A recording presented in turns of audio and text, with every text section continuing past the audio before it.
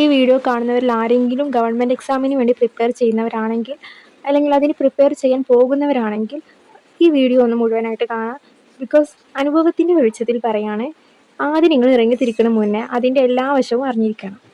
ഈ ഒരു എക്സാം എന്ന് പറയുമ്പോൾ, ഈ ഗവൺമെൻറ് എക്സാമിൻ്റെ അതിൻ്റെ ഒരു മോഡ് എന്ന് പറയുമ്പോൾ, സിലബസ് എന്ന് പറയുന്നത് വളരെ ബിഗാണ്.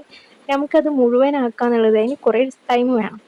പിന്നെ മാക്സിമം PYQ ചെയ്യുക, വർക്കൗട്ട് ചെയ്യുക നമ്മൾ ഒരുപാട് പേര് പറയുന്നത് കേൾക്കും. അപ്പോൾ എങ്ങനെ ചെയ്യണമെന്ന് നമുക്കത് അറിയുന്നുണ്ടാവില്ല. അപ്പോൾ ആദ്യം നിങ്ങൾക്ക് അറിയാവുന്ന കുറച്ച് കാര്യങ്ങൾ വെച്ചിട്ട് തുടങ്ങാം.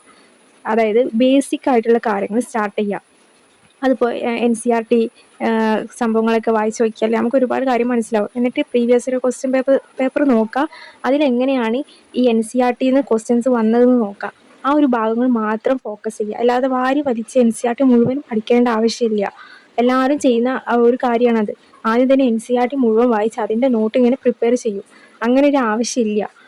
അപ്പോൾ PYQ മാക്സിമം നോക്കുക. അതിൽ നിന്ന് വന്ന ക്വസ്റ്റ്യൻസ് നോക്കുക.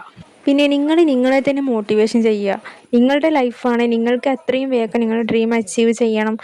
അങ്ങനെ ഒരു മോട്ടിവേഷൻ നിങ്ങൾ തന്നെ ഉണ്ടാക്കിയെടുക്കുക. കാരണം അവസാനം നമ്മൾ മാത്രമേ ഉണ്ടാവുള്ളൂ.